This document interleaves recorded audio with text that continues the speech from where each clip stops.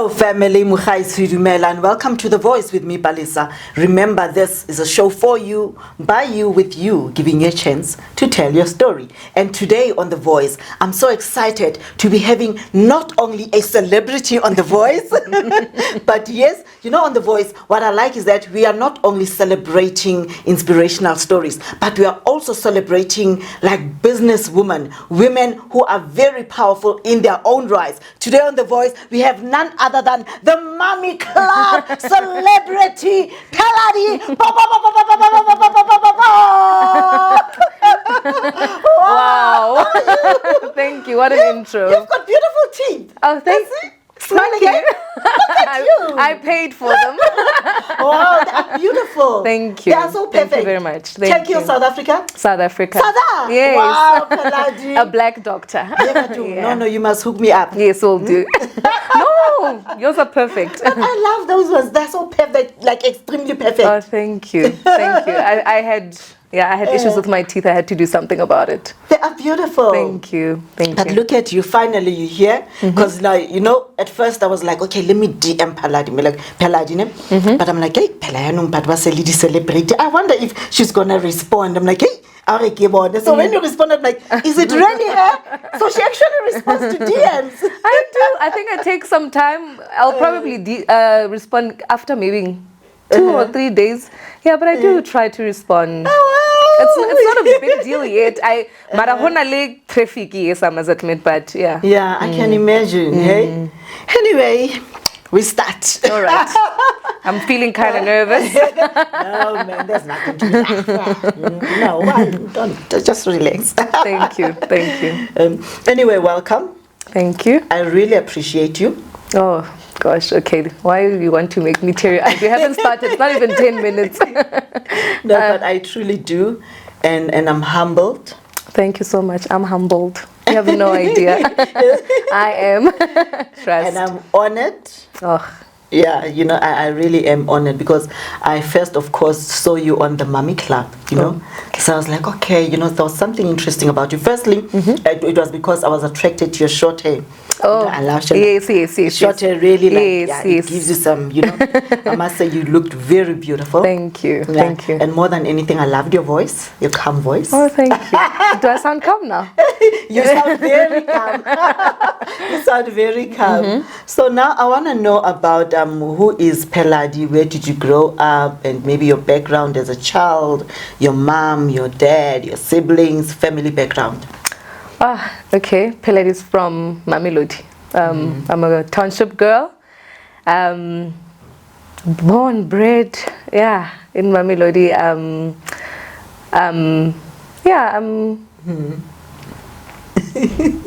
I'm trying to think of my siblings.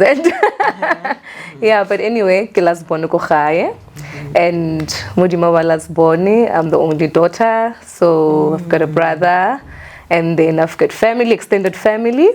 But my mom and my dad, and then they divorced, and then but we're still good. And I come from a Christian background, and I'm an entrepreneur. Tomilo from Winyaning this thing, so. Yeah. So now I want to know, like, what school did you go to? You know, you growing up, you know, in the township. What was life like in the township, Mamelodi? Sure. Negilich's girl for a certain period of time. Negilich's girl, Shem. If I could recall my childhood, I mean, my dad was well off for most of my school career. Just getting into high school, challenges. My mom is a nurse. My dad was a well-known taxi owner, and then mechanic, and then life through a lot started humbling me, started being challenging. I think when I was in my teens, because I was starting out high school, and then the shift from being spoiled to now onnekomukuku, you know, and that was just something else. And that whole shift, and again, a multiracial school. So I've been in a multiracial school. Multiracial back then, we thought it was a private school, you know. I mean, if you went to a multiracial school, it means but sorry about how I really, you know, kind of well off. So Yeah, and then I started being independent at a very young age, and that is who I am. But I'm thankful that my mom instilled Christianity, so yeah, it's what keeps me going. Still, what keeps me going till to date. Kyla did not understand, but I'm really thankful for that. So now, in that moment, when you were growing up, you're saying that you grew up very spoiled as a child. Your dad was well off and your mom was a nurse. And up to the you ended up staying by the shacks, Komi Kukum. Do you want to take me through that? What happened? Like, was it because your parents separated at that time? Or was it because business ended up not going well for your dad? What was the reason for that? Business started going south for Papa. And I think at least a lot of income or tried, to make things happen because we were middle class family. So, and then it so happened that Astela Konopatela Bondo, and then first thing was that Badzian grew. And then after Badzian grew, which was I think in my mid-high school, and then we had to go Rohira, go to Rumung, and then finally my mom got a place, but they were still together, got a place, staying, and then but it was all that was the only shack, and it was a bit traumatic for me, the shift, but we had to soldier on because when you start looking at your mom, because it became that thing you shouldn't be weak or show her you are kind of weak so that she doesn't also despair. And yeah, it was difficult, but I had to, my head had to remain above the waters. So and adjust. And yeah, I think there's also a thing the reason why I'm able to adapt to situations right now is because of what had happened. God works in mysterious ways. You never know. Can they still use that strength, that ability, and yeah. So at that time, what did you learn from your mom? Because to me, if you're talking about the situation and your mom having to take over, to me, I see a very strong woman, who wants to keep her family together. What did it teach you about your mom? To keep going. Yeah, because she always said, I remember when was it? On Sundays when we go to church, and and when we come back it feels like it takes and then I'm like, sure, wait again, because now they keep on compliment, oh, it's upila bang la perpila bang, I don't know, but it's called grace, God covers you. So when you hear her say that, it's that even things when they are tough, you keep going as if you're feeling God, even though sometimes you feel like He's not there. So that's what I took more than anything. When the world bashes you and it's so cruel, keep going. Keep going. Okay, with that experience, right? I'll tell you something. When I lost my house as well, there was a time where things were not going right in my life and I lost my house and I moved into a smaller place, space with my kids.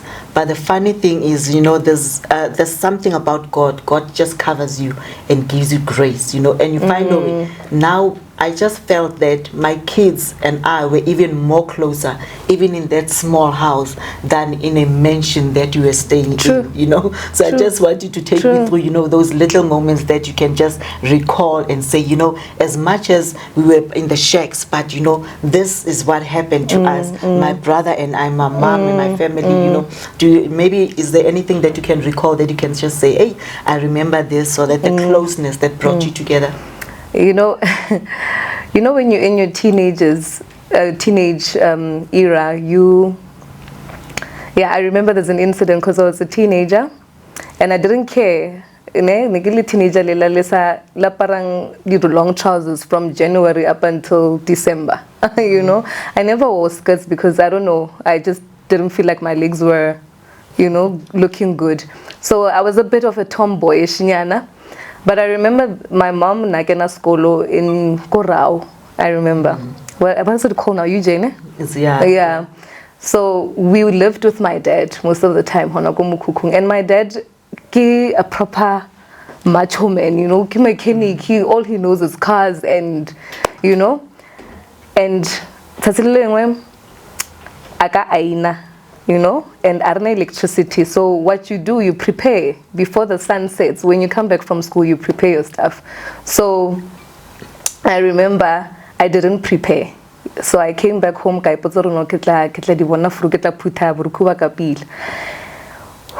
and then morning came. When morning came, my dad would say, and for another clap, and then I realized aka yaka more front opposite, because aina sometimes more front opposite. Aka and I'll not go back half past 4 to 5, So, and my dad had left. I think it was for work, and I could not tell anybody because it's my brother. So you can't expect. And sa pizza, I remember sa pizza. Kaya we are long where my dad na beile mollo and then I took the lid to the pot, and I took it the trousers. It needs really some black marks and whatnot. And I remember, and I called my mom after school, Has not phone my mom after school. Come the whole story. Armona are how peladi. So why no sa prepare? No, ish. Neg expect the papota ira. Ar papota ira biang. It's now more than so no more than so tomoi gemella. We reply. So very kiste, very kiste, very kiste. Scotolo sa pizza. Armanar. So where do you get the idea? No, my brother told me. I don't know, cause I'm panicking, my brother. Armanar, no, I get a flat and holevela, cause nisnas kumelo bilili pizzas. Armanar holevela mo. It was stretch, and it did work. It's just it was a bit, But I remember there was always teamwork, even though Nixamo Kopela, my brother, to say Kopolun to so I nearly. And he came up with the idea or do this, though it was a cranky idea, but yeah, it was teamwork more than anything. And also, what also, now you're bringing in a lot of things in my mind, it's running. One thing also I also remember is that when it's winter time, so what you do is that you want to keep the heat so but thing is that and then so my brother used to say, yo,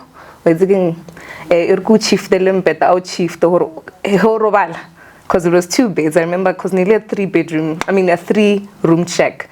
So my bed, and then it was his bed, and then divided like a kitchen, and then it was the kitchen, and then it was my parents' bedroom.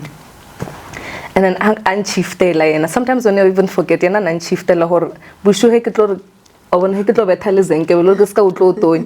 sometimes I wear over like a lot of blankets that in case kamata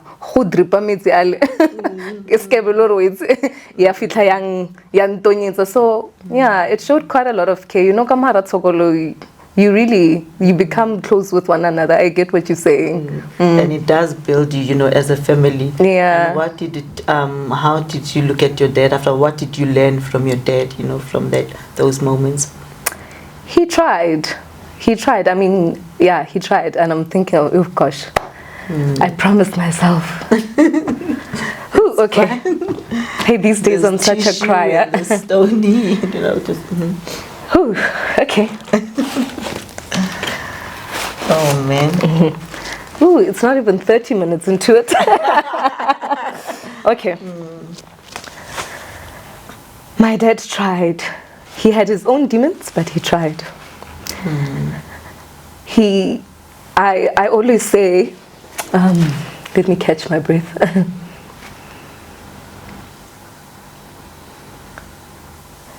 Okay. He's one of the strongest people that I know, with a lot of flaws. But yeah, but he's something else. He's one person till to date I don't even have to worry about him. I always worry about my mom. She's strong. Yes, very resilient, very, but I can go for like 2 months, 3 months without even talking to my dad, but I know he's okay,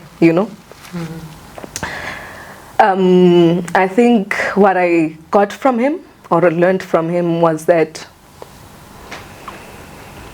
he always says, actually, let me go back. He always says, every time when he sees me, Are, if there's one person that I can take to war, more and I love it would be you, and he repeats it. And I never understood until then, because he's in his old age. And the way Nagasaratin defeated a thing, like, but I'll be so macho like him. And I'll only realize it when I become victorious or when I'm out of that situation.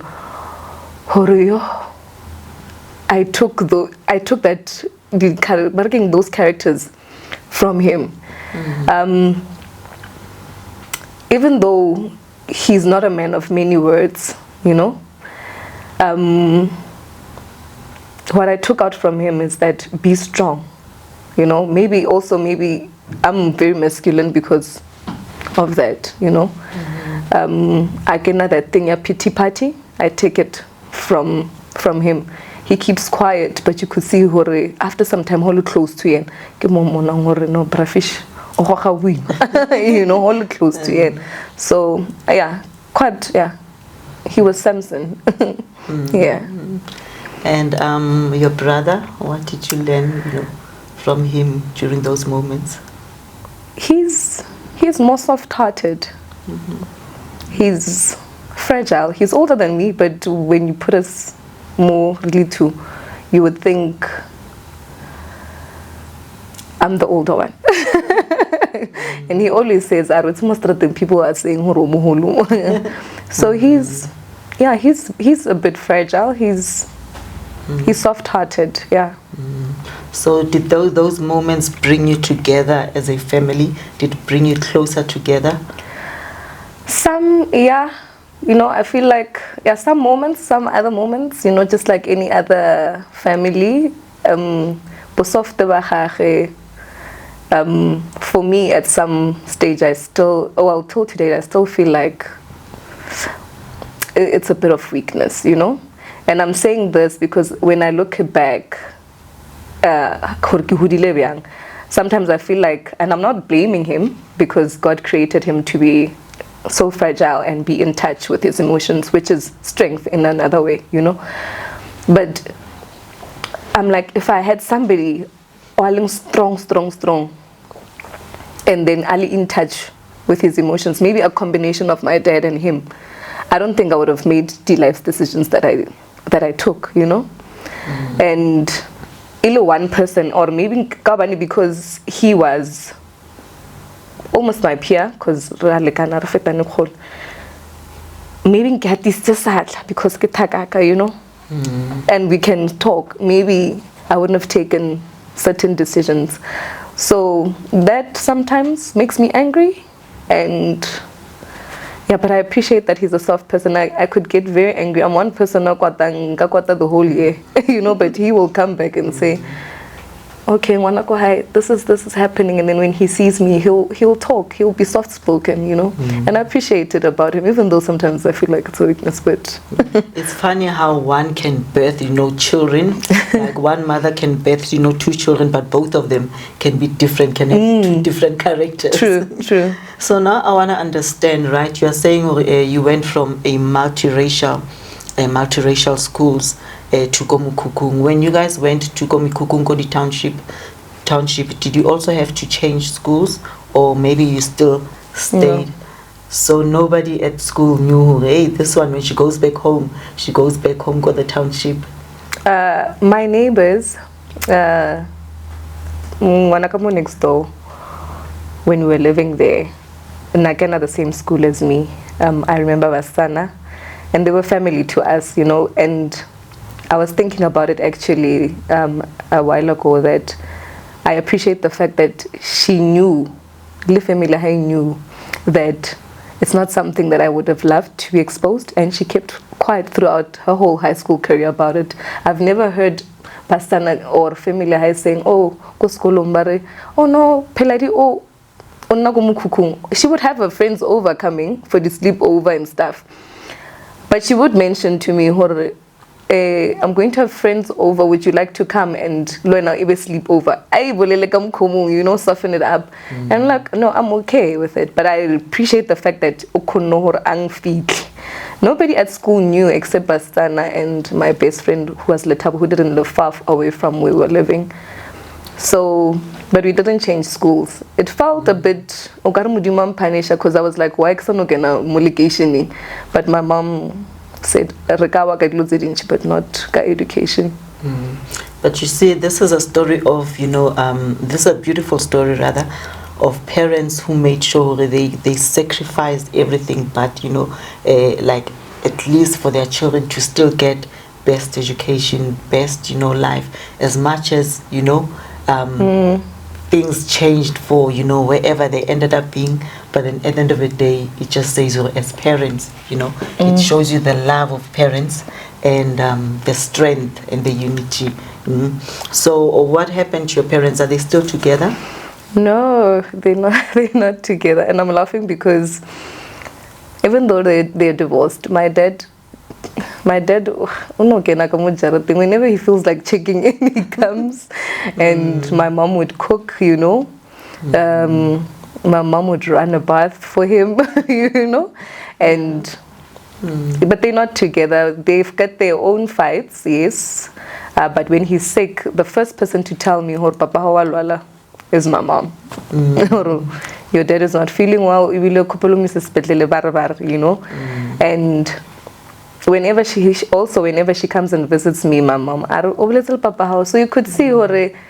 There's still a bit of love there, you know. It's still there. Though, yeah, cat and mouse, but I still need 2 days together. But yeah, I feel like chipping in there, but I won't. But you know, as an adult, as a parent myself, as someone who's been married as well, I understand your parents' situation. And I think it's a beautiful one, but I totally understand. So now, where is Paladi now? From there, you know, growing up to now where you end up, you know, being a young woman, business, you know, from the studies, what happened? Take us through your life. Where are you now from that time? Oh, when I get like now you're at school, and then wahola, so Paladi now is growing up, right? Okay, yes. And you're finding yourself now. You're becoming a new woman now. You know, what happened? Did you go to tertiary? Did you go to school? Is there something that you studied? You know, that phase, I was angry with God. I can remember. I was very angry with God because, like I said, how I grew up in a Christian background. My mom made sure. She really made sure, you know. So Nikika Nalidi youth, I was an active participant at church. And then I started asking myself, but why are so if we're praising you? I used to fast with my mom. Even in high school, we used to do that. And then I remember I woke up one day and I told God, and if you're saying I'm the head and I'm supposed to be an example to people, but yet and I remember because when I said that, I was going to church, some youth thing in Rirang, and then Bantarapo while walking to church. And then I remember, but I'm coming to serve you, and other people that are doing wild things out there, they are thriving, you know. So I told God, I'm upset. And I started doing my own thing. And I decided, okay, I'm going to help my mom. And I started dating because I was telling myself, okay, let me just date, because back then it was not a thing to do, especially when you think, but you know. So, and then I started dating, and funny enough, when I started dating, I found myself dating older men, you know. I was applying for, I think I was in grade 11, I was applying for next year to go to UNISA, you know, and I took the UNISA road because there was no money, you know. Got okay, I'll work, and then get a correspondence, it would work ideally. And I remember I dated an older man, and I was walking here Unisa, and then some guy, he asked me out, and he took me back home. And when he took me back home, because it was a lift. Yeah, it was a lift. Because he was like, oh no, where are you going? And I'm like, yeah, go Unisa. Okay, Linda, I'm going there. Let me give you a lift. And when he come, maybe I didn't even care in the signal, maybe because you know, I'm like, if you take my life or whatever. But I was just tired. I mean, really long distance from where the taxi in Tropile. And he waited for me, that gentleman. And after Angamela, he took me home. And I remember, because we're talking, and maybe now like last cool, and just thought what I'm getting crazy when you know. And then come misa kohai. Arkemukai kerkemu. Armukai kermu. Arkamum kukumu kiria. Ar is that where you left? And then or going Nisa Kana or apply laughing. Kir LLB. Armana ar. SoOkrakai Cheltek, no, I'm going to work. I'm doing part-times already. Carry school holidays. I was working at the mall already. Armana, okay, can I assist you? You know, with what? With your tuition fees. Oh, okay. I'll tell the registration. I'm still going to ask my mom. You know, I don't know. Let me pay for those tuition fees. You know, and he paid. You know. How old were you then? I was grade 11. I was 16, going on 17. Yeah, 16 going on 17. And how old was the guy? Would you know? How old was he? I don't know that time, but I know right 30s. Now. But I know right now he's in his 50s. Yeah. Right now he's in his 50s, so I don't know that time. He was about 10 years older than you, so? 20? No, probably 20. 20, yeah, 20 years. So... but did he look older? Or because you know there are some guys that are older, at least maybe. No, he looked okay. I don't know. He looked okay. He didn't look old. He didn't look frail. He was vibrant. No, he didn't look. I don't know. Maybe it's just something. Can now remember, but he didn't look old. Okay. That old, you know. So he paid for my tuition fees. Fast forward, paid my tuition fees, and he was like, "Okay, I'm not going to pressurize you, and I want 1, 2, 3, 4, 5, and then when you succumb to me because I have something to offer, you know," which was quite baffling at that point. I don't know. God did an amazing job, you know, and I'm like, I don't know. When you're comfortable, when you feel like you and I are, then you know, and I said, oh, okay. Then he paid for my tuition.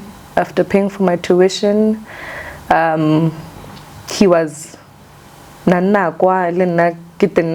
my own life. I think I'd probably see him once in 3 months or 4 months. I wouldn't see him much, you know.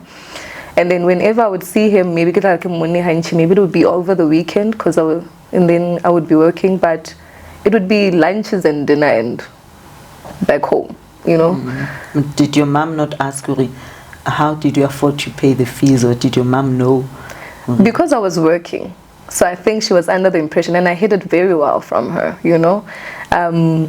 She did not know. She only knew at a later stage when I was done with school and I started working full time. And then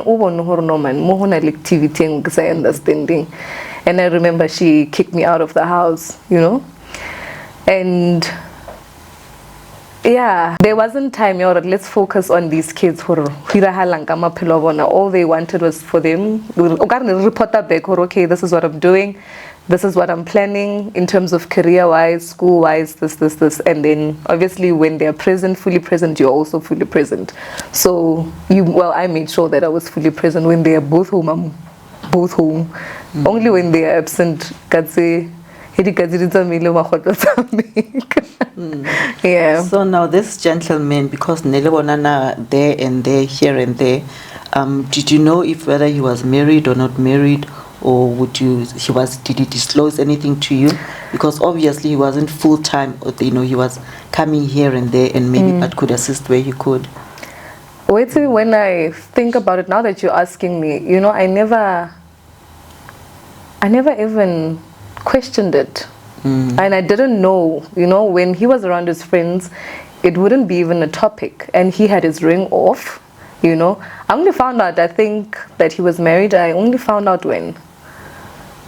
Maybe 2 years into it,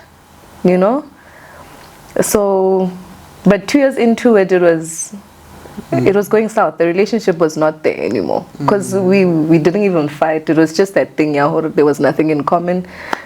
And maybe I was growing up and realizing other things. Maybe Lena, I don't know. But it was never even like a factor, I saw him very sparingly, so I could never understand what's going on. Lord, who are the kids? Did he have kids? It was none of you, like, It was not, I didn't even think about it because he never even touched on it or spoke about it. And I don't think the relationship was that deep to a point that you would want to find out.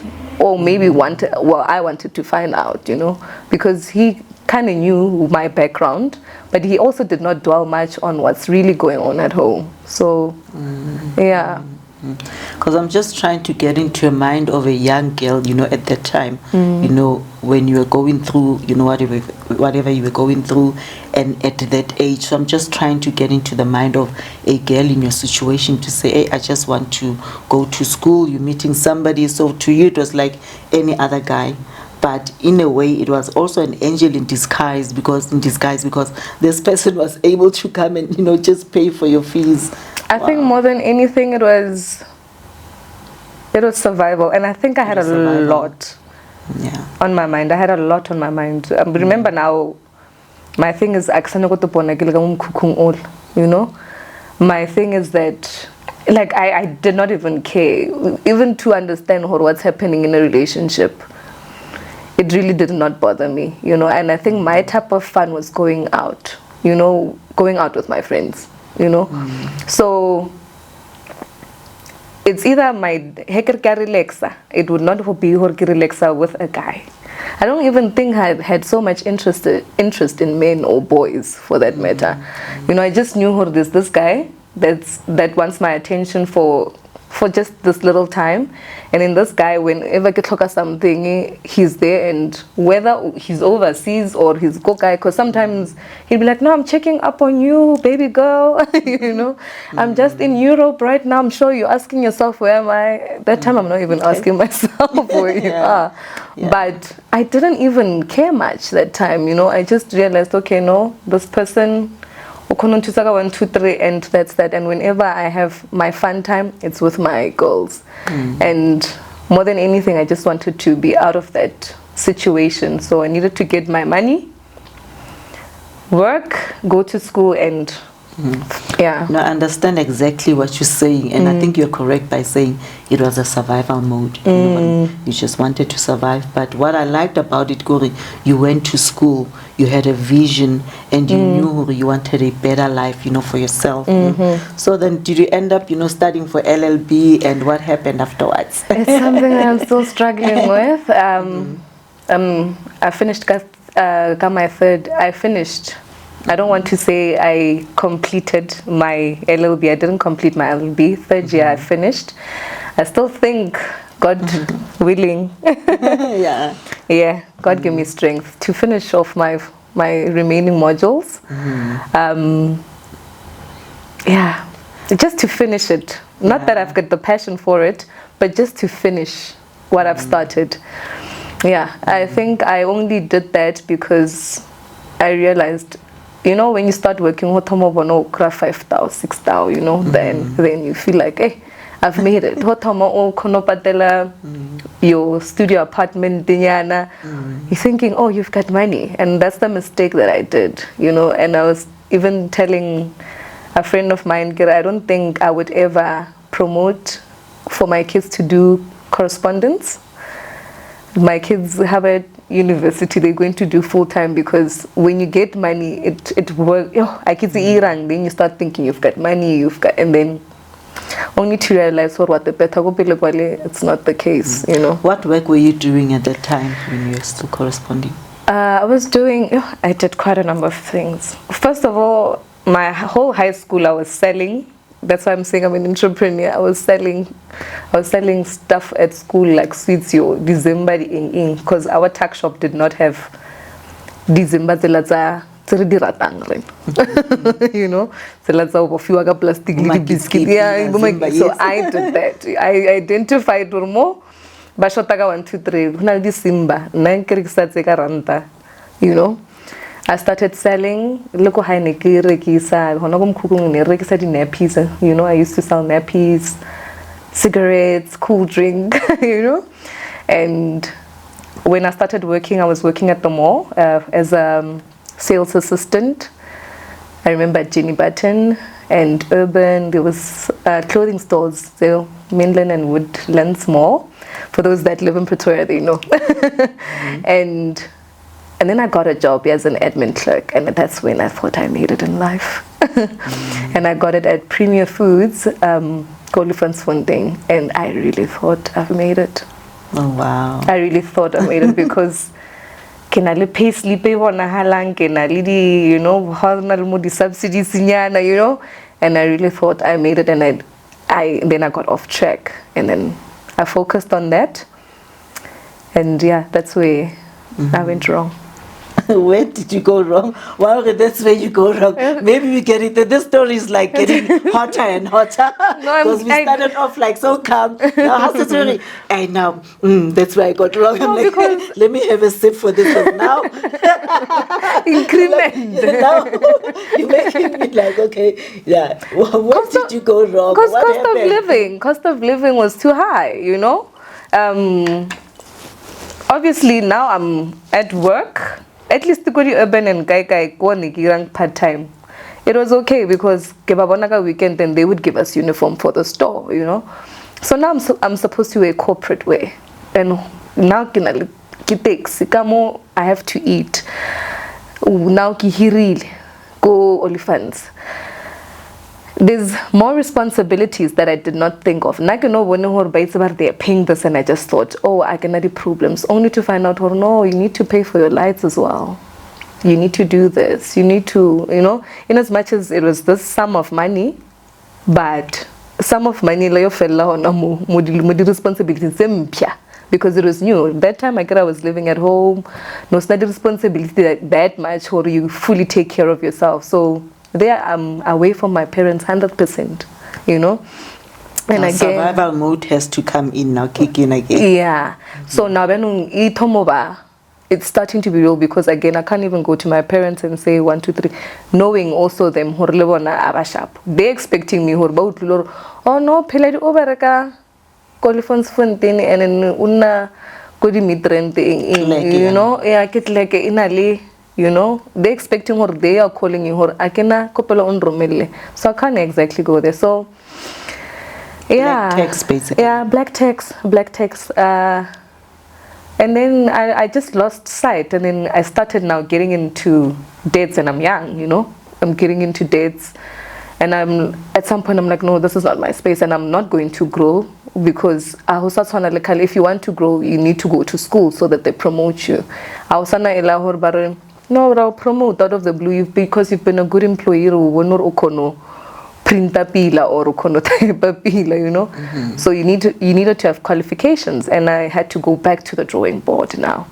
And I'm like, but if I'm working on commission, back to the retail space, and at least full time, you know. And then I know that I've got a salary and then commission, because Mola was not a commission. It was just my salary, and that's that. It's a fixed amount. And then I left. I did that. I went into the retail space, and after going into the retail space again, and then I met my ex-husband. Well, I don't know how to put it. I know. The father of my kids. I always sometimes when I refer to my ex-husband, sometimes I say my husband, no, ex-husband. So I get you. Then maybe if we were sitting, I'd be like, yeah, that's where I met my husband. Yeah, but that's where I met the father of my kids. So the first time, how born in a restaurant or where? I want this young, beautiful, pretty girl. What happened? I just love your smile. You don't understand. Because I'm listening to you talk, but I'm like looking at you smile. I know. I know. And another thing, I think I'm not even helping you because my coping mechanism is to laugh. So I'm forced to smile most of the time. I'm actually happy to see you smiling. You know what I mean? Because I feel like you're getting relaxed now. You know, like first when you came in, when we started, like you did say that you were a bit nervous. So, and I don't want you to be nervous because I'm one person. I'm very outspoken. I'm like this, and then like South Korea, yeah, do the high five. I noticed. So, so you'd be like, "Hey, so now, like when you're having a conversation like this, I'm actually enjoying it because now I'm getting to know you, the warmth about you, your smile. I'm like, yeah, girl. Now, like, I make book, girl. You know, now that you're it's nostalgic because you're bringing back, you're bringing back my childhood. Yeah. So, we met Kohao training. Yeah, we met Kohao training.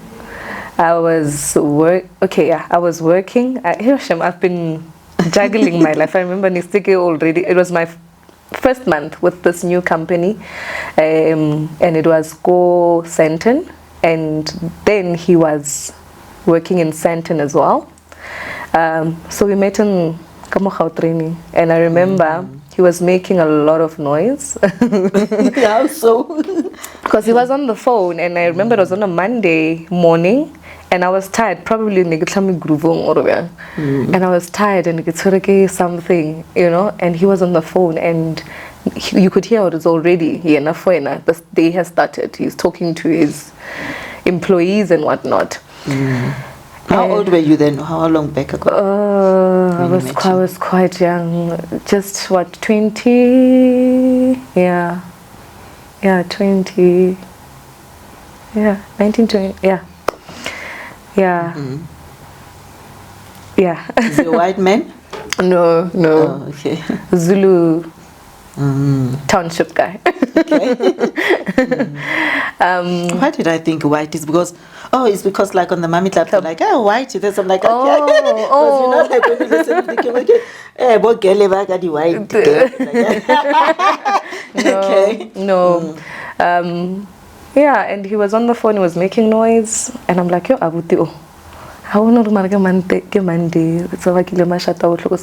that time I was sleepy, and he always says, Ayo, hapegu meet and what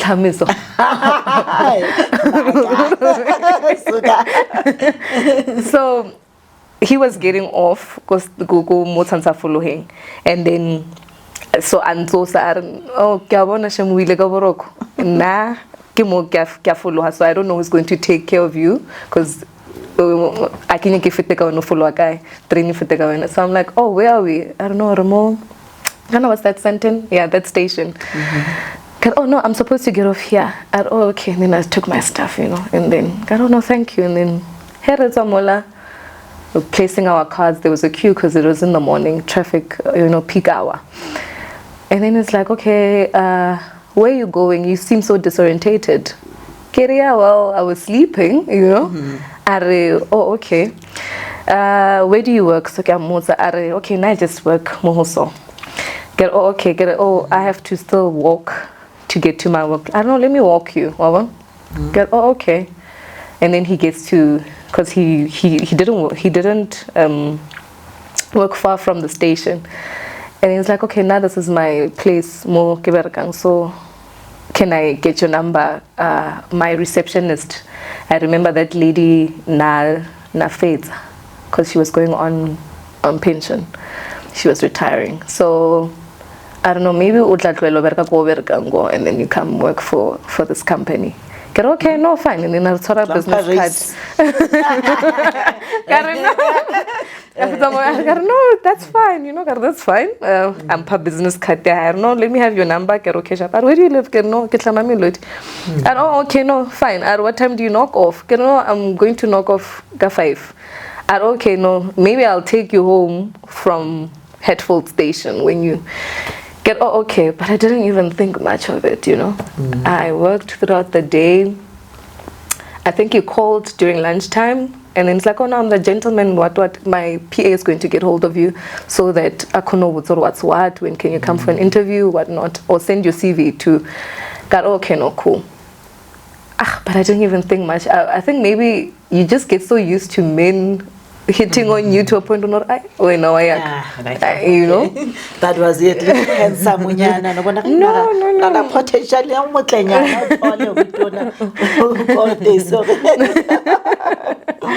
no, yeah, well, no, my ex-husband is a looker. No, he doesn't even look the age that everybody's making noise about. Oh, I'm like every single time. You're the one that said it. I didn't say I said he's 33 years older than me, and everybody just assumed maybe I wonder. Yeah, and I'm not. And I'm not. Oh, he's so handsome. He takes care of himself. Every day without fail, he wakes up at 4:30 and goes for a run. And when you look at him, he's got that stature. He doesn't even look his age. So, yeah. So if you're saying he's 33 years old, at that time you were 20, so that means he was in his 50s. Yeah. Well, I was 50. Yeah. But I thought at that time, I'm not justifying it though. At that time, I thought he was like 43, 44. I thought at that time.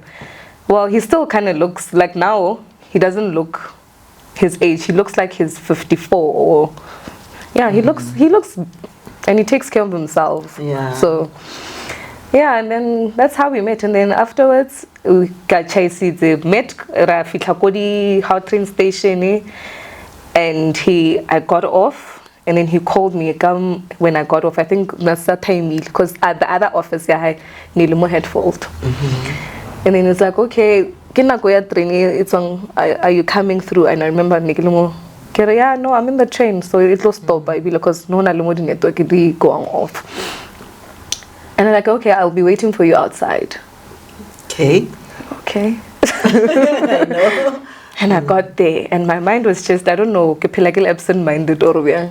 And I didn't, and then like, why are you walking past me? I'm here. And then I saw him. I'm like, oh, you actually came? He's like, yeah, no, let me take you home. I'm like, oh, okay. And he took me home. And, oh gosh, I was going to say, taking me back. That's what I'm saying. I think there's some sort of pattern because it's the same pattern. What's the nice part about it? There's sometimes, in spite of it all, you still need to find the goodness, the happy memories, the happy, out of all this at the end of the day. Yeah. I mean, I can also speak, and say this and that about my ex-husband, but there were beautiful moments. Yeah. There are moments that would make you say, Ish, Maragana, by the way, so you can't always now look at the situation because that's why you take lemons and you turn them into lemonade. True.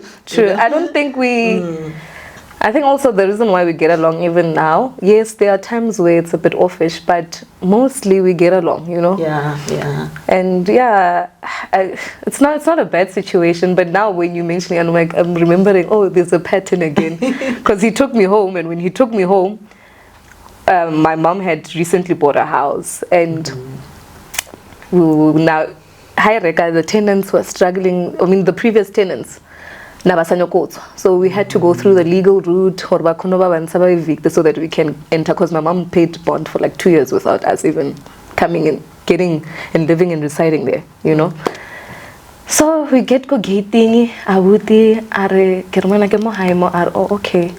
Why is it dark? Is there anybody home? No, my mom is there. Why is it dark?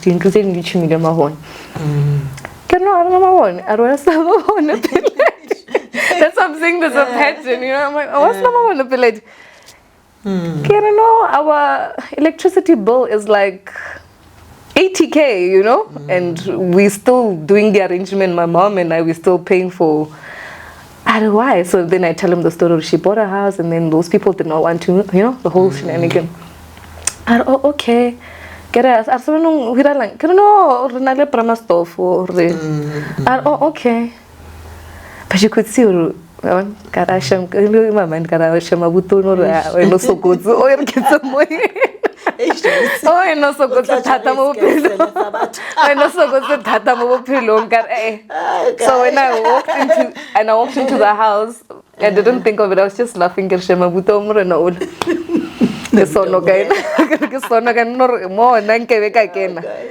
So funny enough, 5 minutes again he calls like I ushapona kriya ke sharp. So where do you charge your phone? I was about to ask I was about to charge your iPhone. You don't phone some small inverter, you know, the way we charged. Oh, okay. Okay, kupobana in the morning. No, I have to rush in. Okay, kupobana after work tomorrow. Okay. Sharp. So I think maybe he was just so, because he's very generous. He's one person that's generous. I think because come at 10 phones and then I will allow enough for an hour, you know, and we started talking. I know an hour. No ways. Dude, I need to go. My phone is getting off. And then yeah, he's like, kupala kabushu when we meet utlele pambiria yamanspal, you know. Okay, no, cool. Even I don't think much of it, but anyway, I just packed it. I'm like, God, I don't know, because I'm thinking maybe I'll meeting or kids. So okay, sharp. And then kikopan lena after work, and then kamofa the paper, and I remember, and then I went home. He took me home again. After taking me home, he sent me a text that I'll send you the proof of payment I paid for that bill. Wow. I'm telling you. I'm telling you. Wow. Okay. Shares. You know that? Yeah. Shares. I'll forever remain grateful. I paid, yeah. Yeah, and yeah, I guess the rest was history. And then we started talking. Yeah, we started, but we became friends before anything. I think we were really dating for like 2 or 3 months, you know. We were friends. We would chill, no snaman relationship, and then until when I had to, I don't know, how about we have wine and then you'll sleep over. But we had already established a friendship, so yeah. So then fast forward, wedding, marriage, kokota. How did that happen? How did it, will you marry me? Oh yes. How did it happen? Oh, but that time, remember, you still were supposed to go for an interview. So did you end up being his PA? No. It was just a tactic. Yeah. It was No, I didn't. No, I didn't. Okay. I didn't. Instead, I went back and I did my part-time. I remember I went to Jenny Batten Minden and I started working there. And then, yeah, he came. And when he came, just to check up on me in the morning, I think Nilohana bilang the store. I think Nilma half past 8 because he needed to be at the bank. And then he saw me mopping the floors because go to tell you, especially the small stores, you guys that are, you are the ones that clean. So I was mopping. So I'm born a first and half it. I'm like, I don't want to. So he knocks. I'm like, I don't. Oh, so I want to clean. I don't know. But how much are you making a day here? Yeah, well, we have a target. This is the amount. And so they can't even afford a cleaner. And then no girlfriend of mine is going to be mopping floors. Okay. I don't know. I'll give you your salary and then just, you know, stop at this. Yeah. And I'm like, what? How much are they paying you? Can I know this? And then commissioning? I don't know. I'll pay it. Gotta stop. That is 3 months into the relationship. Yeah, no, yeah. Wow. Yeah. I'm like, okay. Hey, no, yeah. Why not? Let me relax. Yeah. So, yeah. But I think I kind of knew this one is my person. Husband, yeah. Because he didn't want to commit at all. He was like, I've been married before. I've got kids. I can't give you that life, you know. And I said, why? It's like, I'm too old now. I can't give you that life. My kids are old. I can't get married to. I've been divorced. There's nothing more that I wanted to see. But in my heart, I knew this one is my man, is my husband. And yeah, and then he committed. So how was the proposal and did you guys have a wedding? Did you guys, celebrate? What happened? There's a story, you know, for a black woman to get married, there needs to be some traumatic event first before. But maybe, for instance, okay, maybe they went through a hardship, maybe mang sala jola and then or mang impregnate mang chigi bar this guy is getting married to. So there was a traumatic event. We were dating and then we broke up. And after we broke up, and then I started moving on with my life, and then I guess his heart was still with me and I was trying to move on. And you know, my mama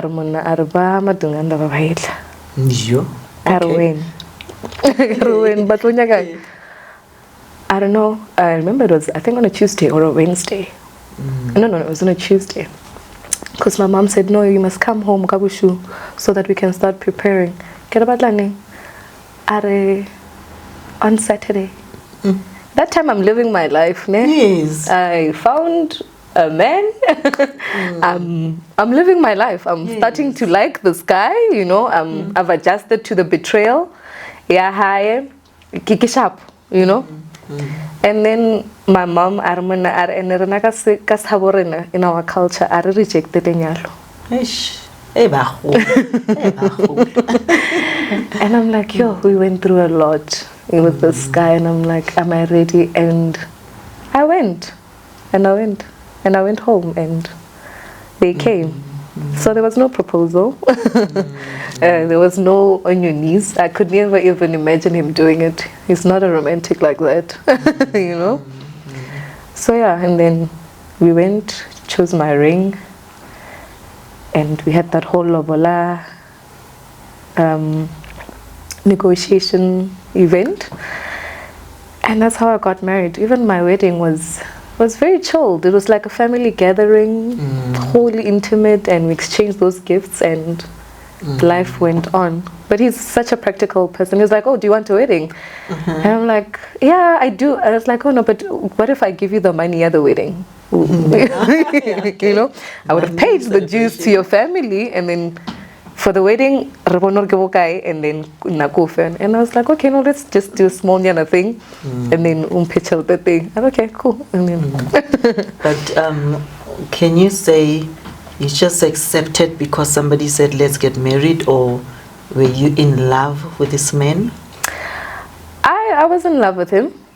It's just that I didn't get time because to heal over what we went through for our breakup. You know, I still wanted to get answers. I still feel like we needed to wait a bit, you know.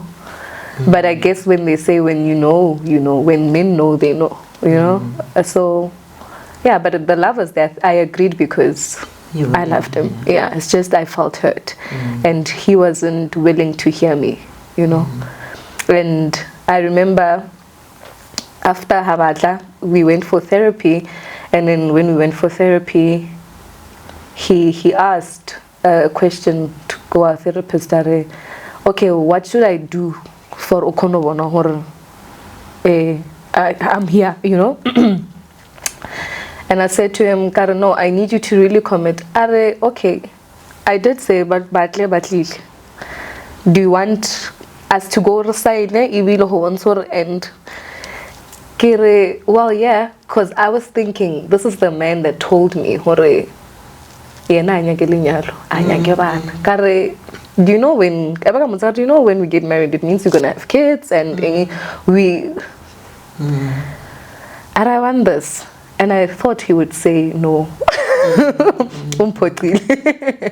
And yeah. So kids came after that. Was it how many babies? We've got two kids together. When you said kids are coming after that, the reason why I paused is because I went home, and then Batlile, and after Bahasno Batla, I get to when they fade or something, a ceremony go high. So they had to come and do the whole celebration in October, November. So Yeah, I think because when we're trying to find ourselves, the celebration, maybe we would have been apart, you know. And what kept us together is that in the midst of give up, even when the never give up, only to find out that I'm pregnant. You know, the funny thing when you had to say that, you had to like scanner like it's like you gossiping now, your voice goes like yeah. Only to find out that I'm pregnant. So and then again, and because Nikki man, Nikki still say ke se shower mar abuto kan nit arwanya like man nit. And I remember and I told my friend, and then my friend told my mom. And my mom, so why are you keeping quiet about this? Because I'm not sure. I'm not sure of what. God, I'm not sure. I don't know. It was straightforward. If you dare abort this child, there's no that. Because I didn't raise you like that. And that time, none is sick. I refute. After someone atama, I would say, date. Arao, really. I didn't capel. Immediately has no springtime, summertime, refitting the thing because this girl, she's pregnant. Oh wow. So but then now after such a beautiful story and what happened, because now how long did the marriage last? And yeah, how long did the marriage last up to you guys now ending up having a divorce?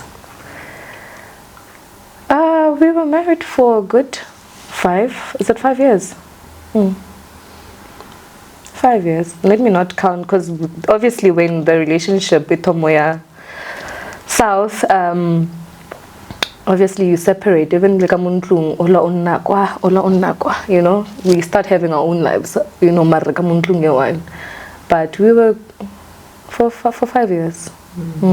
What would you say the main cause of the issues were? Where was it? I know maybe now would say with my story I can't pinpoint one thing, but I know there was a whole lot of things, and some that I can say would be like there was a whole lot of meddling from the family side, especially from his family side, like I'm talking about my story, and somewhere, somehow, I ended up feeling like my husband was not protecting me, was not covering me, and I ended up feeling like, my husband is probably taking a side of his family more than I. So basically, I felt unprotected as a woman. I felt uncovered as a woman because, in any marriage, no matter what, you want to be number one in your husband. You want to be the main woman. You know what I mean? Whether in decision making, whether your husband needs to protect you. And I felt like my husband left me uncovered, which made me vulnerable and made everything sour in the house. So basically, to an extent that I ended up falling out of love with this man called my husband. So I want to understand now with your situation, because I think I could say that I was where you probably were, sitting in a marriage where sometimes another partner sleeps in another room and the other one there, So I want to understand, what do you think could have led to a woman your age, who's just gotten married, to say, you know what, it's fine, I'm letting it go? Obviously, it's not a moment that just happened at that time, because you go through stuff, you go through emotions, you battle with your mind. A woman just doesn't wake up. Yeah, it's like, I'm done. No. Well, now we take time, before we do unlike men. So I want to understand your journey in that situation of a separation and ending up divorcing. Like you said, there were a lot of incidents that were leading to me saying, okay, I'm done, He protected me. Funny enough, he's got kids that are same age as me, almost same age as me, but he protected me, my family. One thing I also like is the fact that they also are independent, very independent individuals. So there's never any meddling. because his brothers, they have got their own lives and they are successful in their own rights. So akuna any dependency. I think the only dependence that he has was probably his kids, you know. But also their kids, they were not heavy on the soul. They were not vexatious on the soul. But obviously, there will be other people that maybe would not like the relationship, especially the kids, you know. There was a difficulty with regards to that, other kids not accepting me. That was also one of the things that, you know, that led to this divorce. And also, most importantly, when I got into the marriage, I remember I said to him that I want stability and security. That is my primary thing, and that's what I want. And as soon as if you're going to compromise me with that, it means you're compromising with my well-being, and I'm going to walk away. And what upset me the most was that, you know, women, I mean, men do their own thing. They would have affairs, you know, they would whatever. And I don't think for me it was something, yahore to hell, you know, because when he even did it, I could not even see until I remember my son came, and and then he was baffled by something. It's like, oh mom, what's, you know? And then that's when I realized, oh, this is what's happening. Because I don't snoop around. By nature, I just feel like we're all responsible people, and if you're going to do things, do them responsibly. And then I realized that, okay, this is what's happening in my life. And I'm saying in my life because we were together, we were building a life together. And you know, when somebody just decides, okay, I'm going to spend so much money on 1, 2, 3, not that I wasn't getting anything. I was, but I was not secured. I always make reference, well, not reference, I always say, when you buy a woman a place, whether it is a 1-bedroom apartment, and oh yes, I am the wife, I live in a mansion. And other people, when they're looking at me, they're like, okay, I'm in a better position, and then maybe say cheeky, you know? And in my mind, I'm like, this woman a title deed. I don't have a title deed. God forbid something happens, and tomorrow he's no longer there, God forbid. All these women, they would have cars in their names, they would have apartments in their names, you know? And I would have to probably now get out of a mansion, go back home. Because I remember we had a trust, but that was not even registered. And at that time when we were divorcing, it was COVID times. And his brother passed on, and there was a lot of estate unwinding, which was pretty enlightening for me. I was like, okay, if we don't fix this thing, I don't want to be in a situation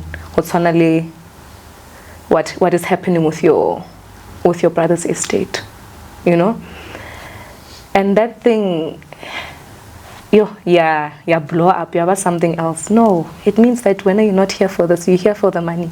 Like, I've got 2 latlamekis. Your kids have grown. Your other kids have grown. And yes, I have not been working. God forbid tomorrow, COVID out there, and then now, those ladies that you were having a good time with for 5 minutes or whatever minutes of pleasure, they walked away with quite a lot. You know, I don't even have that. And that was only the reason why I said, no, I'm compromising myself. How about I get out of the situation, do my own thing? If I'm failing, it means I've failed, you know, on my own, and I'm seeing it. But I could not allow it to happen. So yeah, I think that was like the final straw. Did you ever have an encounter with the other ladies that were bought the cars or title deeds? Did you ever call them or try to find out who they were? And was there confirmation that they were girlfriends? There was confirmation with regards to whatever that I found out over on the phone. But I did not call. I did not. I mean, it's simply none of my business. I was not there when they met. I don't know what they're doing, so I never did. I never did. And what was the relationship like with the kids, with his kids, since they were more or less your age? Did you guys ever try to maybe come to an understanding or relationship, and did he play a role as well on it, bringing you guys together as your wife and his children? The kids are still, we still have a good relationship with the kids. I mean, his kids and myself, we're okay. We do communicate. There's no hard feelings per se. It's just that other ones I don't have communication with, you know. I've got maybe ideas of how they feel about me, you know, good or bad, but I do understand. But the nice thing is that they're not in my face, I'm not in their face, you know.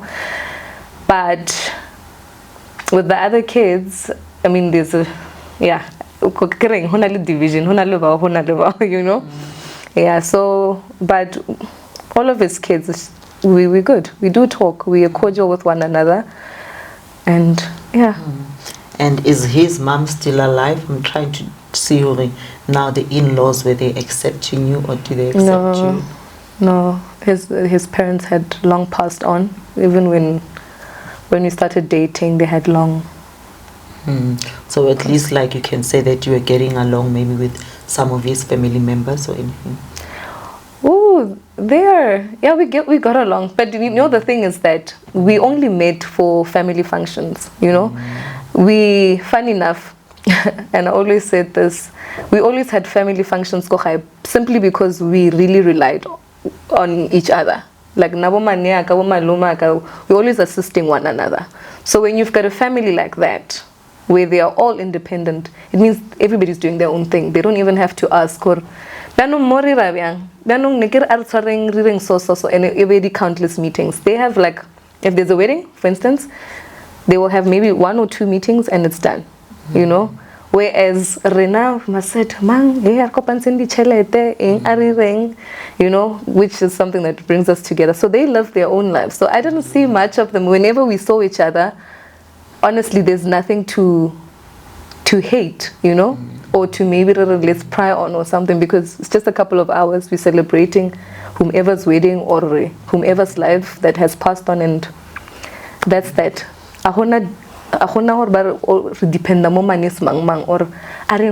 They're very independent. They're successful in their own right. So who filed for divorce? Was it him or was it you? I filed first, and then after filing first, we were like, okay, let's sort it out. Did therapy, and then it didn't work out. Then he filed. Do you think maybe your husband failed you in this marriage?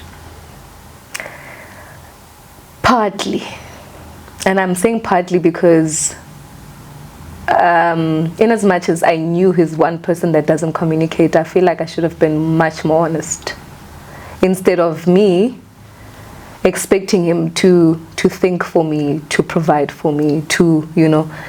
I should have, because I realized that a lot of things I put them under a rug, you know. And if I had said something or communicated consistently, not out of anger, because whenever I communicate, it means you know. Yeah, so I'd say partly, and also take responsibility for not being so active. Active in what way? Do you feel like maybe you're blaming yourself right now for, are you saying the outbursts or maybe the shouting, the screaming? Were you that wife that you would not probably communicate properly? Or never, never. My previous helpers, they always even say that they got a shock of their lives when they realized that we're divorcing. I remember one of the helpers went to my mom and said, it's so funny because I always said with the other guys that are working Gonklum, or but divorce because like I've never even heard like I don't even scream, I don't even shout. But the thing is that one thing I realized about me is that for peace, I decided to be outspoken because I realized that when I communicated things, he's a person that's not in touch with his emotions, you know. So when you communicate something, Len, or he walks away. Even if it's not like you're fighting, but maybe when I funeral go high, if I want to or emotional, he would like find something to keep busy and then and then I realized that it makes him uncomfortable if I'm like that. So I started telling myself, okay, Peladi, for peace, I feel awkward. Don't say anything. So whenever I'm troubled about something, I'm forced to say, okay,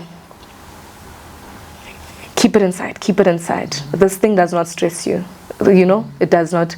And what was that moment like when you received the divorce papers? I knew it was coming. I knew it was coming. So I was not shocked per se. I was probably thinking, I don't know how the mind works, but I was thinking, okay, he served me and then as non-server, man guides after 5 months, 6 months, because that's what happened before, you know. And then it got serious and it didn't happen like that. And then that's when I realized that, okay, I need to adjust. And now I started feeling all the emotions about divorce and going crazy, getting angry, and yeah. But at the back of my mind, something season, it's not gonna happen. Even though we had signed and yes, it's done, but I think 5 months, I just thought, man, was feeling happy. But then now, also when we listen to your story on the Mommy Club, I think it was mentioned that he's got custody of the kids. Is that so? So he's got custody of the kids and he's a primary caregiver. We've got he's a primary caregiver. And that you walked away with nothing. You know, how did that come about? You know, as a woman who's learned, who's so intelligent, and who is aware, you know, of all these things, so that when you walk away with nothing, how did it make you feel? Was it a decision that you took personally, or were you forced to walk away with, you know, or maybe is it maybe because of the power or the financial muscle that he had, that, you know, you can see now as a girl or as a woman, right, I can't fight this man, because at the end of the day you did mention, the house was probably not on my name and this and that. So do you think it's the financial power that he had that made him now be able to, that made him to be the primary caregiver and make you walk away with nothing? Okay, I think also on the Mommy Club, I did mention, but you know how reality shows work, you know, I did mention how the dynamics are. It's just that obviously we need to sensationalize, it's entertainment after all. But he's a primary caregiver for the kids. With our divorce settlement is that because he's much more financially stable, that's why he's a primary caregiver. Didn't like the idea at first. It really messed me up to a point down I'm gonna go crazy, you know. And I started fighting, and I fighted for those kids. And there was a time where even like change the lawyer, because I was thinking maybe he's behind the lawyer. It's like this person is the one that is responding. And then in my mind, I don't know whether it's true or what, but in my mind, because of the financial muscle that he has, I always thought, okay, because I would be talking to my lawyer and then Gabushu stories are changed, or Gabushu, I'm not in the office, can we schedule for 2 weeks later? That time they've sent me a letter, his lawyer sent me a letter that needs a response within 7 days. and my lawyer is now acting somehow. And you know. And I remember I changed lawyers, I think 3 times. And then my mom, I remember she said to me, Are, you're spending a lot of money on these things. What's the story? And then I called him. And then obviously, because Nohosale tense, he's like, no. Do you think you'll be able to provide for the kids? Like the weekend? No. I can live with the kids. Ari, no, you'll never ever see that. When you're maintenance, you want my money. You want your family to eat. You know? And I'm like, and then when we were having that conversation, then I realized, kilola twisting thing, you know. And I said, and then you know. And then I gave him everything. I'm like, okay, fine. Come call it draft dealing this divorce settlement. I take it. By Hesnoro Trop, Tabaki saying look forward to see on. Area good. And then when he realized that, I think 2 weeks or a month later, 2 or 3, but it wasn't over 2 months, he said, yeah, no, Naila I wanted us to speak, but not with our emotions high. He's like, yeah, just give me a chance, Piladi, because my kids, when I raised them, he was in survival mode, like trying to get his life together, career, nitoma, a blossom and whatnot. He did not get the opportunity to raise kids. And he's excellent with the kids. And I saw the love that he has for the kids, you know. And it's like, yeah, but please be fair. Give me the kids. You'll see them whenever you want to see them. When they miss you, we'll arrange, you know. But I enjoy the school pickups. I enjoy the school drop-offs. You know. I was a bit bitter, but when he said it, and obviously, and I saw the relationship, I'm like, why would I want to deny him that? And if it gives me time to also work on myself, Linda, for my career, why not? Because if the kids are going to be full-time there, Linda, it means I'm going to be delayed, Linda, who the better girl. And honestly, time is not on my side, you know. My peers are professionals, you know. My peers are doing their own thing. So that was a saving grace. It was bittersweet, but yeah. So basically, how you walked out with nothing, like nothing, not even a 10th hour, 5th hour, 1th hour, a house, a car. Nothing, and nothing.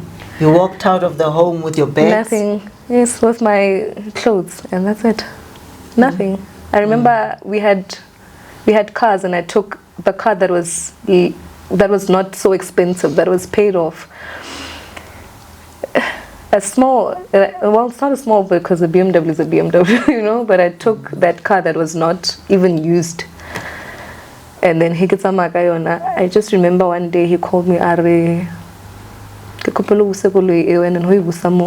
if I'm going to report it stolen. And then I realized, okay.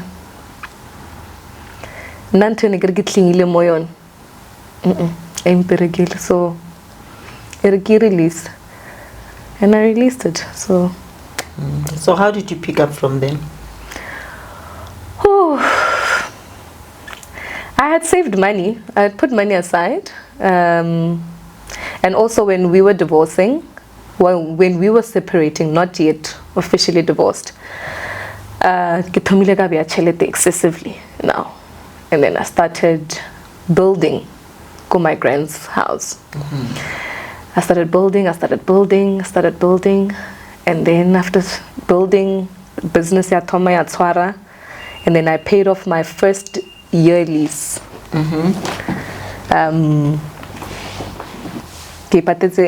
remember when they approved me, I cannot let me pay for the whole 12 months, you know. And then after that, got more rely on the business, and now I'm forced to work, you know. I was on a relaxation. So what business is it? It was poultry. Poultry, yeah, yes, it was poultry. It was poultry. So I was forced to the second month. I must fix it so that, because there needs to be an income, and now I've acquired responsibility because now there are people that are working for me, that I've hired to work for me, because it was far. My grandmother's place is far. It was in Limpopo, so. Yeah, so I'd saved a bit of money. On the side, I get You saved it, girl. You saved it. You worked for it. 2 kids later, you saved money. Or yeah. Yeah. Oh, lovely. So now then, finally, the Mummy Club. Like, what made you think of going to the Mummy Club? What was it like that went into your mind? Okay, fine, now I want the Mummy Club. And like, what were you hoping to achieve, from it? Okay, firstly, Mummy Club was to share my story. Though I was a bit reluctant at first because there was Real Housewives of, they approached me. Real Housewives of Joburg. Yes, they approached me when I was married. And that time, and I'm saying this is because I was very comfortable. I had no point to prove to myself or anybody, so I just thought, why should I even get exposed or expose a familiar, I was comfortable with my life, very content. So I refused, and I did not do the Real Housewives. No? Of Joburg. Yeah. Sorry, can I take this? I just feel like my lips are drying out. So then Mummy Club came. I was very uncertain. I'm like, no, I can't do this, And I remember my therapist said to me, because now they reached out to her. I don't know how they got even her contact details. Then they reached out to her. Then she was like, why don't you take the opportunity? And I said, no, but I can't do this, Lisaho, She's like, why not? Why not? Tell me your reasons. I'm like, no, I don't want to expose myself. Whatever. It's like, no, but you've got a story to tell that you want to share, And I'm like, okay, let me do it. And then I realized that when I took that decision was that I needed to also prove to myself, I don't know what it is that I need to prove to myself, that I had to do the show.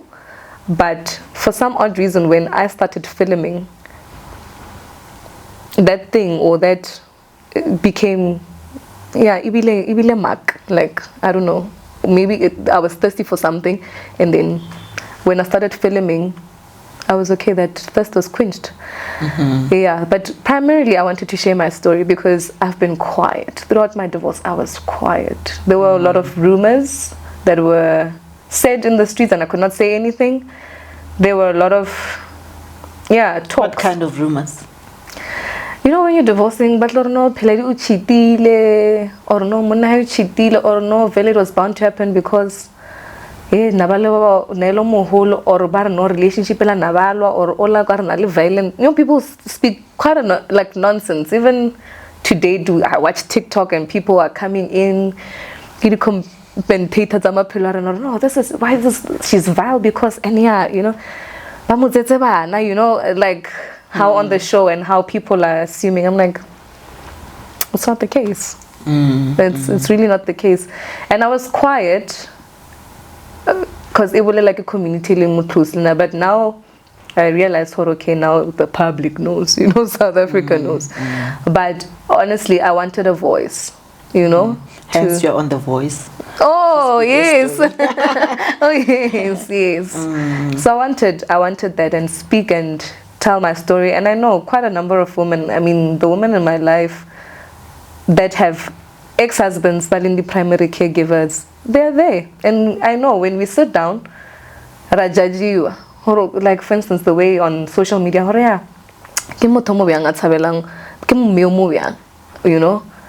I'm like, there's a whole lot of things that are going on.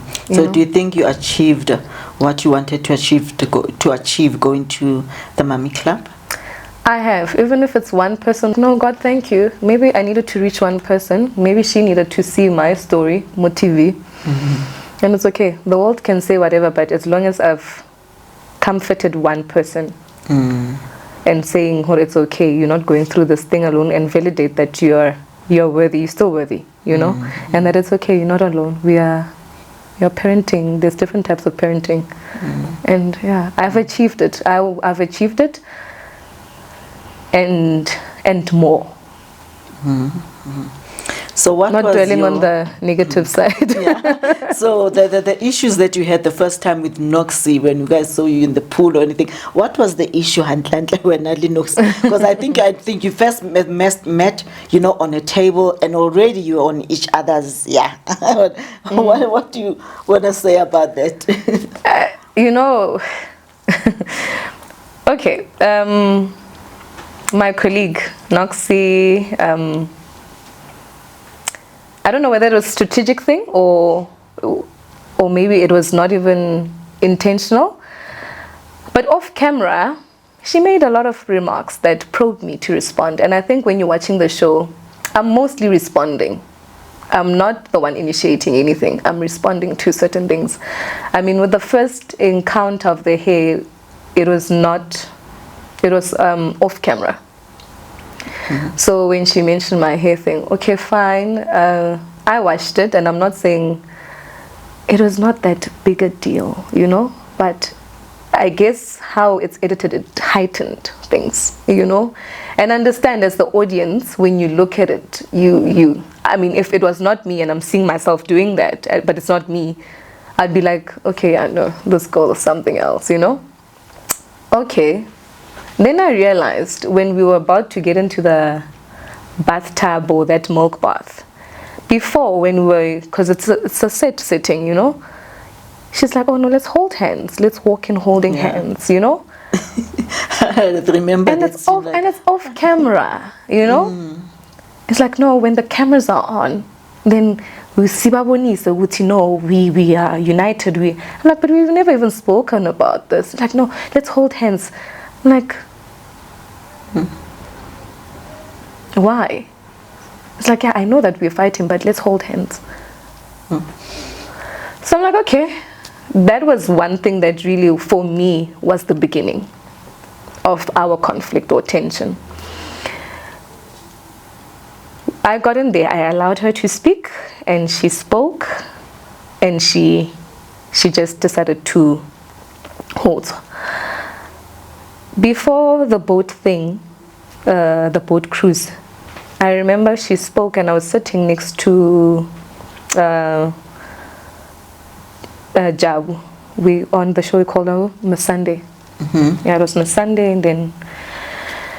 and she had mentioned that she feels like she hit the jackpot by marrying a white guy. A white guy. You know? Did she mention that? She said it like that. Off camera. And that's, yes. No. She said it on the boat. It was on camera, but anyway, you know. And she said it, and I'm like, okay, fine. And then off camera, while we were driving out, she's like, oh no, I understand why, I don't see why you would also want to be again with a black man, because there aren't any wealthy black men. That's why probably you walked away with nothing, because honestly, this is where the money resides. And Mayo. Okay. Wow. What did you say? Yeah, and I was like, okay. All right, so now you're bashing our African people. That's why I went hardcore. So she said that there are no wealthy black men. There are no wealthy African men. You know? And I'm like, okay. So that's why we kept on saying, okay, when now you think you've hit the jackpot. It's a, what's the word? Achievement. Yes. Yeah. Marrying a white person. I'm like, no, that's not the case. You can't frown upon your own people. You're black as well, you know? And I went off because, I don't know, I'm very emotional. I'm such a fiery person when I'm really ticked, because I could see, because I kept quiet. And I'm like, so now when you're sitting here with us, now you're judging us for that, you know? And it was blown out of proportion. Not on my side, I still say, not on my side. I'll still say, black men, your lives matter, you know. I'll not frown upon that. It's just that I came across now as a racist, and I'm not a racist, because I was simply just saying, but my fellow black people also deserve a chance. What's wrong with them? I mean, Yes, we are struggling, we are whatever, but we are doing something about it. So, would you say that maybe she's fake, in your opinion?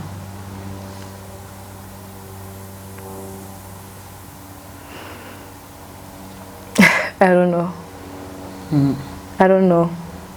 Because when I saw the diaries, and from the first even event, when she said, oh, why am I divorced? Oh, she's a whore. Because I saw, said that? yeah, she said something on the diaries that she's a whore. And yeah, and I was like, okay. Woman on woman hate. I don't, yeah. So, because we would be, when we're having our events and our whatever, meetings and whatnot on camera, even though we had our conflicts, it just never went to that extreme point. Yeah. And I remember also when we kind of mended things after we did paddling together, I was like, okay, no, it's okay, it's a great start, now we can work up. So when I saw her diaries, and she still went on about me, she still went on, and I'm like, okay, but are we not fixing things? And I think also when you see my diaries after the whole paddling thing, I was okay with her. I'm like, no, I'm giving her a chance. But yeah, clearly there's a lot there. I don't know. So I don't know whether she's being fake towards me, or she's generally a fake person. I don't know. And the other lady, Mrs. J, she came across as always taking Nox's side. What is your take on that? Do you think, and why do you think she was taking a side so much? Because you also did mention that, Ukara, she's listening to, or she's taking the side of Noxie more than she's listening to your side of the story. Okay, I feel, maybe I was blindsided at first. Me and Mrs. J, we got along very well in the beginning, and then I don't know where things took a turn, because we only started, the conversation that we were talking about, Gaia the married guy, it was off camera, and I remember we were traveling to the boat cruise, but it was off camera, and I don't know whether things started being sour there, but still I didn't see any retraction from her, so I don't know whether Gabelo is, sorry, because we Mrs. J, really from the beginning. You guys started off very well, because you went to visit her in a house, and I thought that you guys were going to have a very good relationship. And then down the line, the next episode comes, and then she tells Happy that Happy's enabling you because supposedly you are dating a married man, and she was not off for that, to an extent that you ended up going on to each other's how did it make you feel when you hear now another woman talking to you like that, which I felt now was like, she was so, I don't know if I don't want to put so much into it, but then just the toxicity of it, calling each other names to an extent that you would call another woman what she called you, on that, how did it make you feel at that time? I remember when, genuinely, in the beginning, Mrs. J and I, we were okay, we had a good relationship, and because we had a good relationship, I expected her, if she was uncomfortable, the first person, because we had a good relationship, to come to was me, not her abulelele happy, and also maybe I got upset with the fact that she said are happy bang enabler. So again, now it means she's operating the spirit of division, we were talking it's the past, and also again, why enable? I've only known these ladies for a couple of weeks. Remember, we only shoot for like 6 weeks. That's it. So when we come on set, we are total strangers. And you heard a part of my story while we were relaxed, and you made it a big deal, and then you're saying Happy's enabling me. I've lived before I got to the Mummy Club. I've had my experiences before the Mami Club, good or bad, you know. So when she started coming and saying, oh, Mugwanti wa Pretoria, about Tsetsebana, What is Mugwanti? Like, can I understand maybe what is Mugwanti? Aho. Aho. Wow. That's basically that. Slut, aho. So, but over and above, I just feel like it's projection.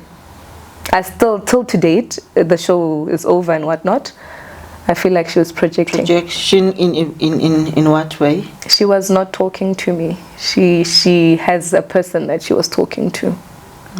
Yeah. So she's basically, you can say, maybe taking out her own personal issues on probably projecting to you. Probably, because why would you be so personal with a person that you don't know? Because it was extremely personal. I don't mind, Auspalisa, for you to call me whatever that you want to call. Everybody's entitled to their own opinion, you know. I don't mind it, but that's why about Tsitsibana now. Now it's getting very personal, you know. Because I've never touched marriage. I have never touched Bana Bahai ever, you know. And they need to be protected. That's why I will never even touch your kids, you know. Even though no, I can't. So when immediately she started saying Bana, everything just fell off. It's our own name calling,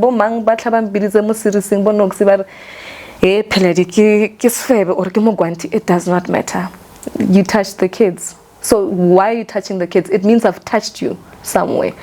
And if I touched you somewhere, it means there's a wound that you have when. That's why you're expressing it like that. There's a wound that needs healing because it can't be so personal with you if you don't know me. That's how I feel. So that's what I'm saying. I think also on the last episode, I did mention, Kare, no, there's nothing for us to talk about. We can't mean things because I'll always remain a trigger unless maybe that wound is healed, and then maybe we'll start talking. Because I don't want to be also obsessed. Or what. I've healed. I know what marriage is like. It's not always hanky-dory. And how do you feel about her now? I feel absolutely nothing. I feel absolutely nothing. So who was your least favorite on the Mami Club? It was her. It was her. And who was your favorite? Vui. Oh, yeah. Yeah, Vui. I loved her. I don't know why. That was just something that was drawing me to Vui. I think her calmness, and she came across, you know, as somebody who was also very matured as well. You know, very eloquent. Yeah, she was. Yeah. She knows when to speak. She's very calculative. She's not even emotional. She's a realist. She's a realist. And then now I would say, like, when I was shooting my reality back in like then, I know there's a whole lot of things that happened that I know that they did not take out or they were editing out. Or would you feel the same, or how did it work with you guys? Do you think that you achieved all that you wanted to achieve, or you said all that you wanted to say, or everything that you were doing? Because the reason why I'm asking, this is a Mami Club, right? And everyone else was shooting with the children, but where now we just saw you, but we did not see your children in the Mami Club. So I wanted to check, why was it? Was there any reason why your children were not shown on the Mami Club? Oh, okay. First of all, but I thank God, and I must say this first. I thank God that the kids were edited out. We did shoot with the kids. Even my work, we did shoot. It's just when we were visiting the farm, with the kids. So immediately when that advertiser, when Showmax promo, that promo, and when my ex-husband saw that promo, it did not sit well with him. And I remember it was like literally 4 or 3 days for the airing. And he sent a letter to production, to me, that he wants his kids out of the show. He doesn't want the show to have his kids on. I mean, he doesn't want the show. Bahai. As was, yeah. I was devastated because the kids were excited, you know. Even when we were shooting, there was a lot of excitement. My kids, especially my girl, went to school and told everybody, oh no, I'm going to be on TV, you know. And I just thought, what type of sabotage is this? Or what is this man working towards? Ne? But we never know. God works in mysterious ways. And I remember I was so angry with my ex-husband. I was so angry, you know. Because now I'm angry at the fact that now people don't even see my work. Because we were shooting there with the kids, you know. And then I remember I sent him an email and I asked a friend of mine to also talk to him. And he said, no, I was okay with the fact that the kids can be on the Mami Club, but I don't know how these reality TV things work, you know. I just thought, okay, no, it's a good thing. It's mothers sharing the experiences, motherhood, whatnot. So that's why I was okay with it, you know. But then when I saw that promo, it was something that I didn't want my kids to be associated with, you know. And I'm like, okay, but that's just a promo. They have to sensationalize. People need to watch this, you know. It's not like that. In my mind, that was what I said. And then when the episode started airing, and then I realized how toxic it was. I started realizing that no, God had to put that man to put a stop to this. Yeah, at that point it didn't feel nice, but it had to be done. It had to be done. There could be easy targets for bullying because now the show has made me a bully. You know, there could be easy targets for King Baba Saparite Kamutla saying because Piladi is supposedly a racist, you know.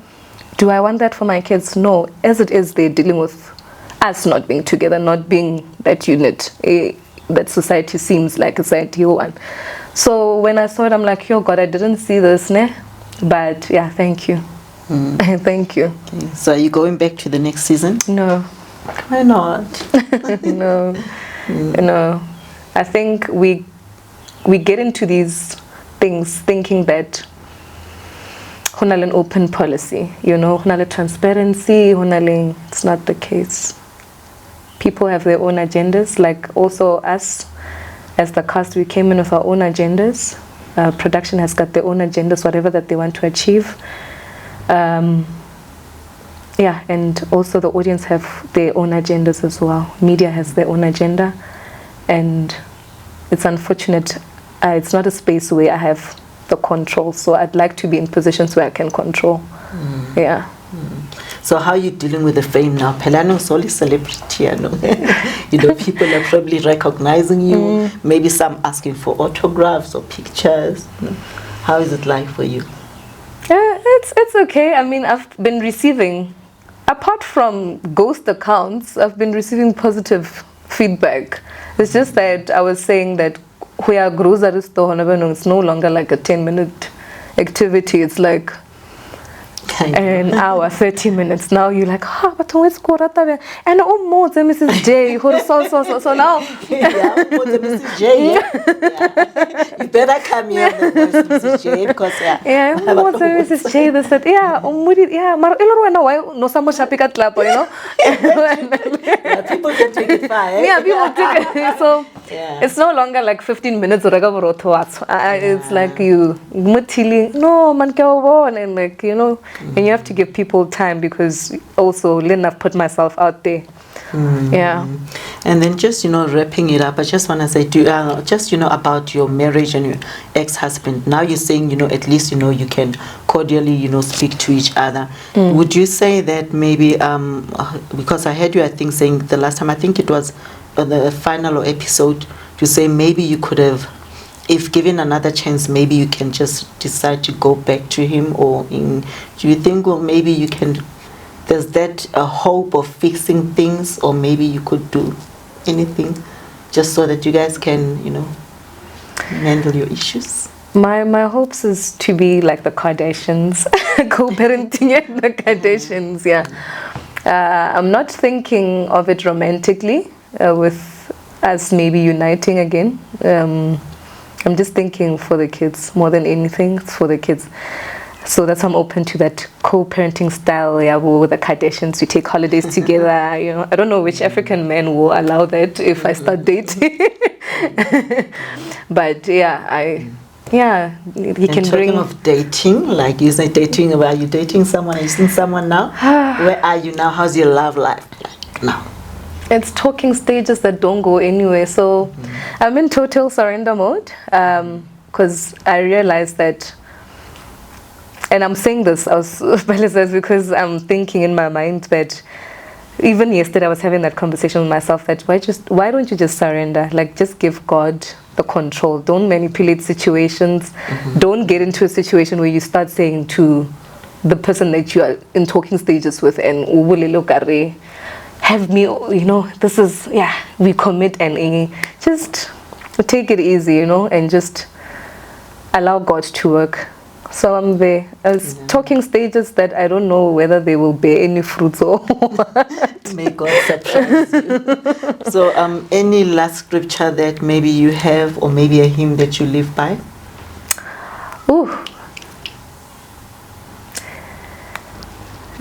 Gubo Wonge. No, Gubo Wonge is, And also when I was pregnant with my daughter, I remember there's a song by Kaya Mtetwa. No, it was not Kaya. It was it was Kaya. He was featured there. Yeah, Ungi.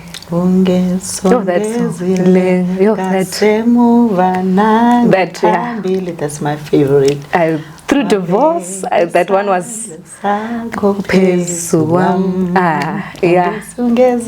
wow. Yeah. I love that. And any message to your fans, your followers? Let's ask for grace. More than anything, let's ask for grace in all that we do. Let's ask for grace. Amen. His grace is sufficient indeed. Sure, Peladi, I'm so honored that you came to The Voice. Like, you are so calm. You are so pretty. Thank you. I love your smile. Hook me up with the dentist. Will do. Dr. Spiso. So hey, Dr. Spiso, can I come and see you? Go for free advertisement. Yes. Thank you so much. I love you so much. Thank you. I love you too. I appreciate it. It took almost 2 hours. Started off shaky, but yeah.